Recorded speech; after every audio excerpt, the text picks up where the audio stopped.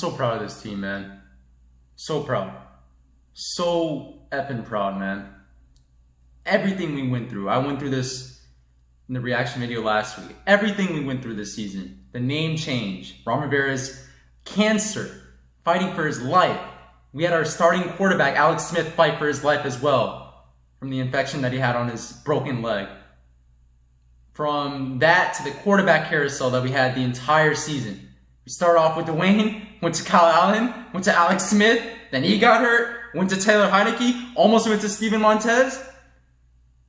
I'm so freaking proud of this team, man. The proudest I've ever been in this team, in my entire life. Like, no joke. I know a lot of people who are not Washington football team fans, Redskins fans, probably laugh at that, right? 7-9, lost in wild card. Like, what are you proud about? We've been through so much as a fan base, as a team, and we put up a fight tonight that everyone, every NFL fan, period, should be proud of. I have a page of notes, as always, front and back this week because of the playoff, but I don't even know if I want to go through this.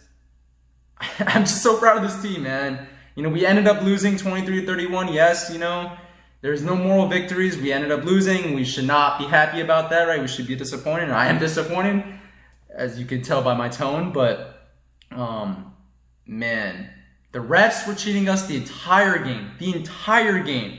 I literally can't count the number of notes that I wrote down off of refs missing calls, right, against Washington, or calling, you know, flags on Washington that were not deserving. Holdings here and there. Face mask penalty missed on the Tampa Bay offensive lineman who was conducting the penalty against Deron Payne. There was a missed pass interference on Cameron Brate off of Cameron Curl. And that should have been called for a flag, right? They gave, I believe Brate had a first down on that play, possibly even 15-20 yards off of that catch. That should have been a pass interference. There's just so many plays that I could go through right now. But on our side, right, wide receivers were dropping the ball in the first half. Good part of the third quarter as well. They were dropping the ball way too much. I say this every single week. Every single week. Steven Sims is in for a drop per week. Whether it be a fumble or an actual drop on a receiving play. And I don't know how many drops he had today. Cam Sims, man, for the last month plus, he's been dropping way too many balls, guys. Way too many, right? We all remember his crazy catch against the Steelers, but since then, man, we got to be honest on this channel, he hasn't been too good. He hasn't been too good. He's been missing a lot of catches, and, you know, he did have some clutch catches towards the end of the game, but we didn't really need to get to that point if he caught some balls early in the game. But Taylor Heinicke, man. Taylor freaking Heinicke.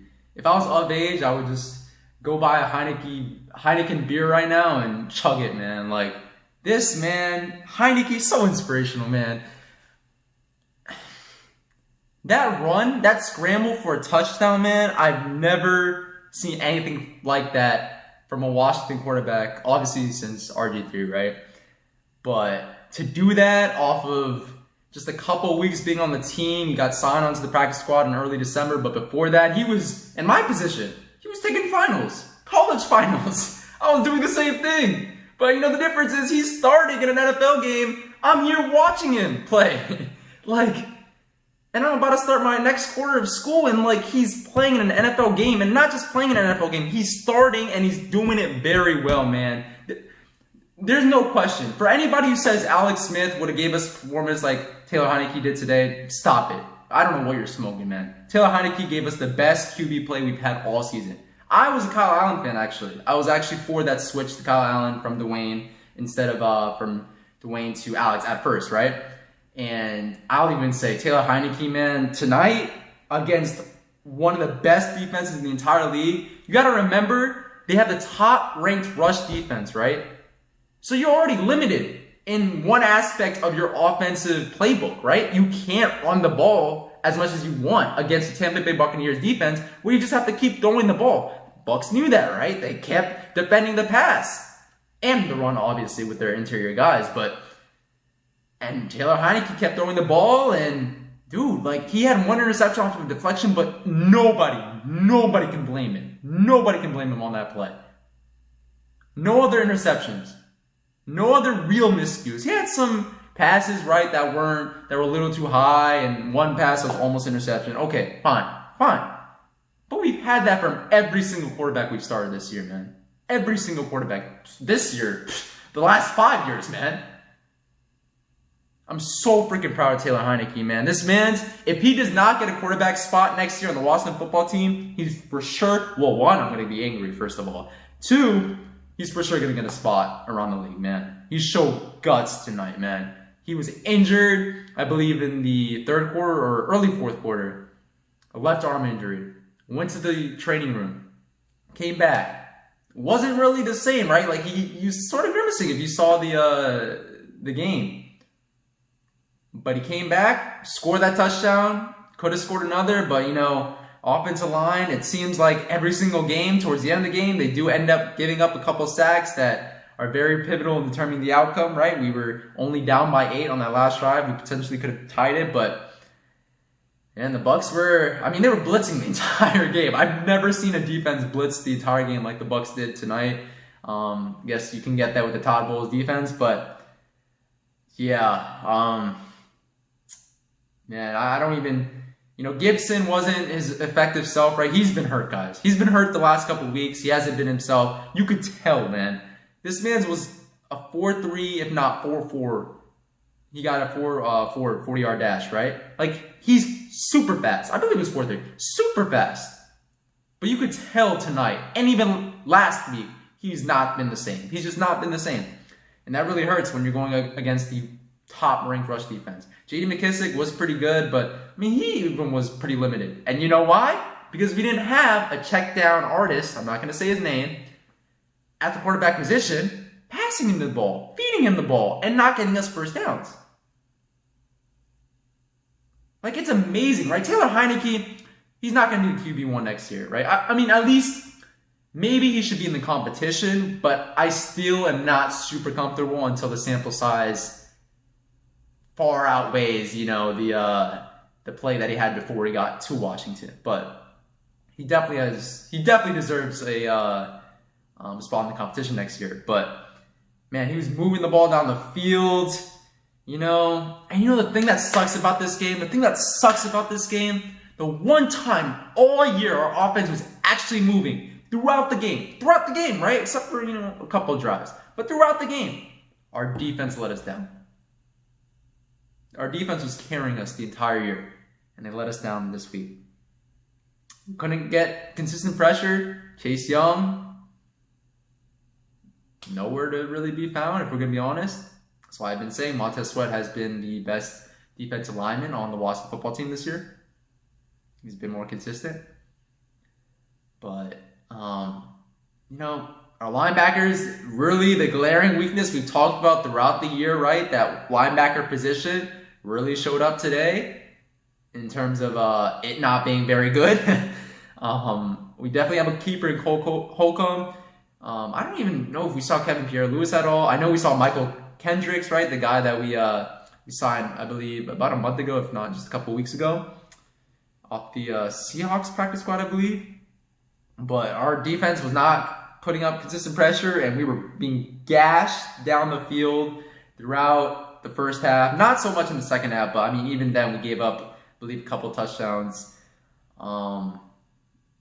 But, you know, I'm not going to roast the defense or anything, right? Buccaneers have way too many weapons. They have Evans, they have Godwin, they have Braid, they have Leonard Fournette out of the backfield, they have Antonio freaking Brown, who I believe had a touchdown this game. And that's a big reason why I predicted Tampa Bay to win 24-20. But, man, it sucks. It sucks, right? We had a chance to tie the game at the end, shock the world, but I think we did plenty of shocking and keeping this game very close until the end. And I'm, again, very proud of this team. And, you know, it's crazy when I went home to the D.C. area for Thanksgiving. This was before the Bengals game, right? So we were not looking too hot. I believe, we were 2-7 at that point, man. And I come back here to Chicago, 7-9 playoff spot. Give the Bucs a run for their money. Proud of this team. I'm proud of this team, and we'll see what the offseason brings. The one thing I know for sure it brings is a must-see interview with John Kahn. Make sure to look for that. Yes, the John Kahn. But in terms of this football team, the future is bright. I had that as a title in a video a couple weeks back when I believe it was when we lost against the Seahawks. The future is bright. I really believe that. Brightest that it's ever been in my life for sure. But it sucks. Again, it sucks to lose, but we got to move on. And this offseason is going to bring a lot of change for sure. I know that for sure. We have a bunch of cap money. We have about $41 million right now, but we could easily add on 10 plus million from an Alex Smith release this offseason, which I have been in favor of. And also speaking of, this is why John and Louis too were on the live stream last week. This is why you start Heinicke over Alex Smith. This is what Heinicke does. He opens up the playbook, has the mobility. We saw that today, man. Wow, those scrambles were amazing. And yeah, he was cooking on people like like we cook egg scrambles, I guess, but like it was crazy. And but yeah, a lot of cap money, a lot of draft picks. Could go after a guy like Matt Stafford, could go after another quarterback, maybe in the draft, a young guy, add a quarterback in that competition maybe next year with Heinicke and potentially even Kyle Allen, because I know the coaching staff loves that guy. But we'll see, we'll see. In terms of the notes, I mean, you know, our defense did again, like as it has done throughout the season, the second half did step up, did produce a couple of stops, but at the very end of the game is when it started to crumble, when the running game of the Bucs just ran it down the Washington football team's throats, and ultimately Washington lost, of course. And yeah, I will say though, we need receivers. Speaking of all season, we need receivers bad. Outside of Terry McLaurin, man, Cam Sims potentially could be a wide receiver 3, maybe wide receiver 4, but we need a wide receiver 2. In my opinion, we still need a slot receiver because Steven Sims is not the answer, even after that nice toe drag swag touchdown that he had today. But outside of that, again, the future is bright, and I'm looking forward to what the future brings. But again, make sure to look out for that John Kahn interview video that should come up, not this week, very, very soon. And thank you guys so much, man, for joining on this ride, on this Washington football team ride. This entire season. It's been fun. My first year covering the football team during our actual regular season. And thank you guys so much for the support, for the love. Make sure to like, comment, subscribe to this video if you haven't already. But thank you guys, man. You guys are the reasons why I continue to do this, right? On top of it just being really fun and COVID, right? You guys are the reason. The support in the live streams, the support in the comments, I appreciate it. I see it. Don't think I don't see it. Try to comment on every comment possible, but thank you guys so much, and things are looking up for us.